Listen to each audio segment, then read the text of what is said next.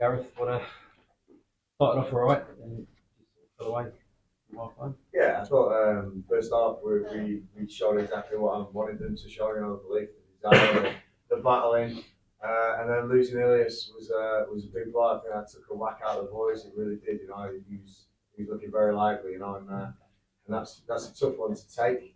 And I thought we kept it quite secure. And just right before half time, that's the sucker punch. Coming in at 1-1, I think the boys would have had a different spirit going into the second half. But unfortunately, that's a hard one to take. I thought that Blackburn's first goal was quite fortunate. The deflection landing on Gallagher's head, but they definitely were the better team in that second half. With the chances they created. We got to get a little bit better at that, but I'm pleased with the turnaround. The boys, 2 days training with me. But I saw plenty of stuff in there that can work. I guess given the number of players you got out, you really could have done without losing. You looked in some distress when he came off. Is it serious? I'm not sure. I'll have to speak to the medical team, but I'd say he's been sensational for this club. Like say not just physical attribute that he is on the pitch. I think the mental whack that the boys took then losing one of their most influential players is hard. So again, we'll have to check him out Monday. But we've got hopefully some of those big names coming back soon, and that'll make a big difference for the football club. Overall, I mean, what's the last few days been like? Yeah, it's been a whirlwind. It really has. It's trying to get as many messages into the boys that I can, and obviously reviewing the game today will be interesting. I'm sure we'll get some more messages out for Monday morning. I'm not expecting much time down at the moment. Plenty to do, but it's shown today that there's plenty of spirit, plenty to work with. I thought the fans were great, got behind the boys just as I asked them to. But a little bit deflated second half because that was the goal. Really put them aside and put them in control of the game. But I will be working hard this week on it. Was it a bit worrying to see kind of heads went down a bit when he just went off? No, it's natural. With a team that's been on a run like it's been on. It's tough. It's quite fragile, and any whack can put someone down. But it's my job now to raise these spirits and to make sure that the boys play with the intensity and fearless. Really, I want them to go out there, enjoy the football, be fearless, know what it means to play for this football club. But I'm the manager. I'll take the rap. Don't worry about that. They're a great set of boys, and they give me everything today. That's what I asked them. You do really need some players back though. They, Chris Bullock, and Tyler Roberts, are they kind of edging towards? I haven't seen any of these yet in the games, and these are names that obviously I want to see. But I learned plenty about the boys today that I've got fit, and yeah, we'll reassess everyone next week. What did you learn today? I learned that I've got some good experience there, some leaders who can come out and lead these boys without a shadow of a doubt, without naming names.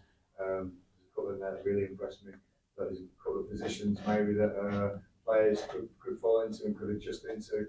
But the main thing was the boys took on my messages of the belief and the work rate and the passion and what it is to play for QPR. And for me, that was something I wanted to put into this team. Just told them that one of the promotion favourites, losing at home to them, it's no shame. I thought it could have been a little bit closer, but unfortunately it's another defeat, and we've got to make sure that we stop this tide of defeats. Now we've got to try and change that momentum next weekend at West Brom. Sort of seeing the second half where you really lag Blackburn, is that sort of sign of concern, or is that just what you're trying to do? Yeah, I mean it's tough when Blackburn control the game at 3-1. It was first sort of 10 minutes. Was Stephen Johnson had a great shot over the bar. Tim's had a shot from distance. Albert had a chance at the end. So we didn't hit the target enough second half. I'll give you that without a shadow of a doubt. And that's things to work on. Jared, looking at players like sort of Jimmy Dunn and Rob Dickey, I guess in past years when they've been flourishing, it's when they're really high on confidence. Is it up to you really now to sort of build that confidence back up? Because it looks a little bit shocking in the last few sort of weeks and months. Yeah, and that's going to happen. With young boys in such a bad run. You a long time in football management now, and you see that, it's about how we can react to that and how we can work on things that give them confidence and make them. But they're both great football players, and there's no way that they'll stay down underneath it long. They'll be up for it. They'll be ready to go again, and I'm hoping we can get some work into Monday morning. It's the best thing. Sure. And I thought particularly in the first half, Chris Martin was quite a positive, brought in sort of stick to him quite a lot. You know, played other players in. Given obviously you're missing a few of them, how many sort of exciting attacking players you have? How important is a player like Chris Martin who can sort of bring his teammates into play? Yeah, he's an amazing guy. Come in and really Chris hasn't played a great deal of football lately. So his fitness levels are going to be a bit lower than some, but I thought he gave me an absolute shift today, especially in that first half. I thought he was a real pain in the neck for the Blackburn defence. And as you say, we can get runners off him, we can get people behind with him, but we've got to have those people fit as well, and that's as many players available as possible. There's obviously been a lot of talk about your sort of long-awaited return to Loftus Road, but you're now excited to sort of get this first game behind you now and really get stuck into the sort of hard work and get turning things around. Absolutely, it's my job. It's what I am. I give my absolute best, and everyone will know that. And it is a tough league. It's a very unforgiving league if you're not absolutely spot on and secure. And we'll be working on things to be as good as we possibly can be in this league. The Champions is very tough. I'd say, finance-wise, this club isn't one of the biggest clubs in this league. So there's a lot more clubs who spend a lot more money than QPR, but they find a way, and they year in year out are always competitive. It's tough coming in at the end of the season, but I'm firmly of the belief that I can get these boys turned around, stop this momentum, and we can work on building a long-term plan to make this football club good again. Just last one from me. Obviously the game's not ended as you'd have liked, but must have felt pretty special being back out there, sort of reintroduced in front of what seemed like a sort of really exciting Loftus Road. Absolutely. These fans are passionate. They care about their football club so much and know how much it means to them. And rightly so. They'll be disappointed. They'll be down. They'll be frustrated. I totally understand that. Especially for such a long run and wait for a win. I'm hoping to say they'll stick with us because that win's just round the corner. I've got some good boys in there. I've got some great players coming back fit soon, and I'm sure we're going to be super competitive very shortly. Gareth, Tim getting his first goal today for the Rangers. What did you make of his performance? I thought he did really well. Played him in a slightly more forward role, and I think he's a very good player. He can glide past people when he's on it. He gets his toe into things to break them up. And you saw today he's very composed in front of goal. I thought he was unlucky not to get one or two more opportunities. He was almost a couple of times today. So I'm really buoyed with his performance and what he could do.